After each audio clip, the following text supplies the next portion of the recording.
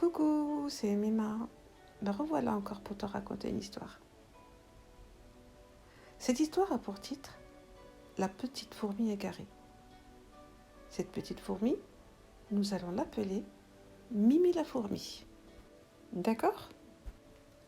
Un jour, Mimi la fourmi décide de faire comme les grands, c'est-à-dire aller collecter de la nourriture pour sa colonie.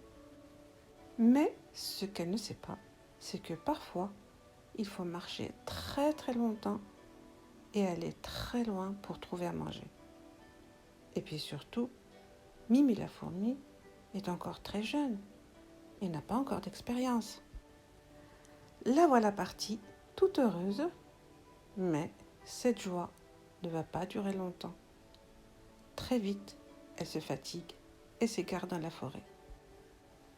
Maintenant, ce qu'elle voudrait, c'est juste retourner auprès de ses amis. Elle commence donc à chercher des traces et des odeurs qui pourraient la guider, mais en vain. Et puis, la nuit tombe. Mimi la fourmi a peur, elle a faim. Et en plus, elle ne sait même pas quel chemin prendre pour rejoindre ses amis. Et puis, par chance, elle croise une autre fourmi. Elle est grande celle-là par contre. Elle appartient à une autre colonie de fourmis et on va l'appeler la grande fourmi.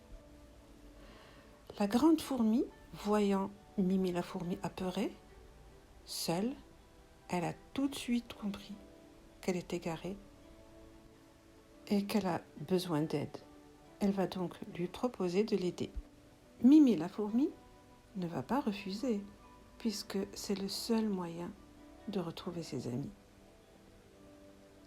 Elles s'en vont toutes les deux. Et après avoir marché et cherché dans la forêt une bonne partie de la nuit, elles tombent enfin sur la colonie de Mimi la fourmi. Ouf! Enfin! Mimi la fourmi a retrouvé sa colonie. Et ce, grâce à la grande fourmi. Sans son aide, elle n'aurait certainement pas survécu. Voilà. Maintenant, est-ce que tu sais pourquoi je t'ai raconté cette histoire ? C'est pour que tu saches qu'il faut toujours garder espoir.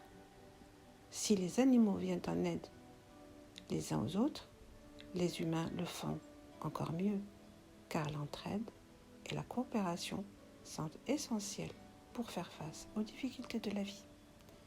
Voilà, je te souhaite une très très bonne nuit.